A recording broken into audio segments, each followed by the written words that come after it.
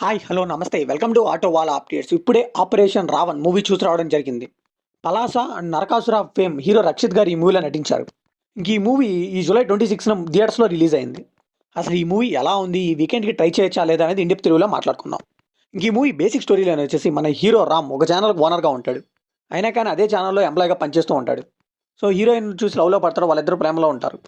ఇది ఇలా జరుగుతుండగానే సిటీలో అమ్మాయిలు మాయమైపోవడం, కిడ్నాప్ అయిపోవడం, చనిపోవడం జరుగుతూ ఉంటుంది.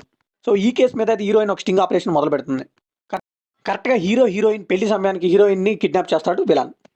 సో ఆ సైకో కిల్లర్ హీరోయిన్ ఏం చేశాడు, హీరో కాపాడుకున్నాడా లేదా, లాస్ట్కి విలన్ ఎవరో తెలుసుకున్నారా లేదా, ఇదంతా తెలియాలంటే ఈ మూవీ ట్రై చేయాల్సిందే. బేసిక్గా ఇలాంటి సైకో కిల్లర్ మూవీస్లో విలన్ ఎవరో లాస్ట్ వరకు మనం ప్రిడిక్ట్ చేయలేకపోతే మాత్రం మూవీ సక్సెస్ అయినట్టే. ఆ విషయంలో వీలైతే సక్సెస్ అయ్యారని చెప్పాలంటే క్లైమాక్స్ వరకు కూడా విలన్ ఎవరో మనం కనుక్కోలేం.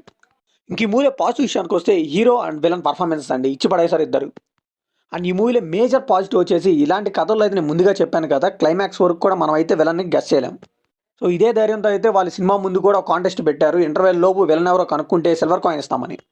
హీరోయిన్ని ఇంటర్వెల్కి కిడ్నాప్ చేస్తాడు విలన్. అక్కడ నుంచి అయితే నెక్స్ట్ లెవెల్కి వెళ్ళిపోతుంది మూవీ అంతా. చాలా ఇంట్రెస్టింగ్గా, చాలా క్యూరియాసిటీగా క్లైమాక్స్ వరకు తీసుకెళ్లారండి.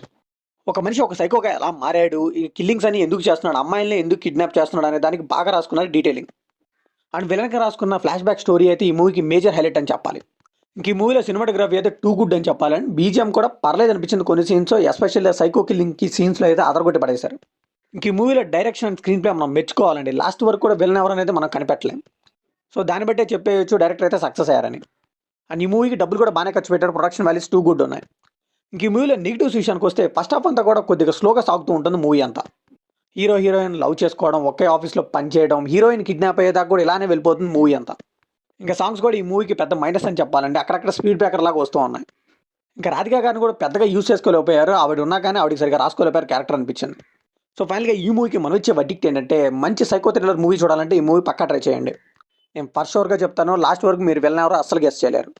కొంచెం ఫస్ట్ హాఫ్లో ఉండే స్లో నరేషన్ తట్టుకుంటే మాత్రం మిగతా మూవీ అంతా బాగుందండి.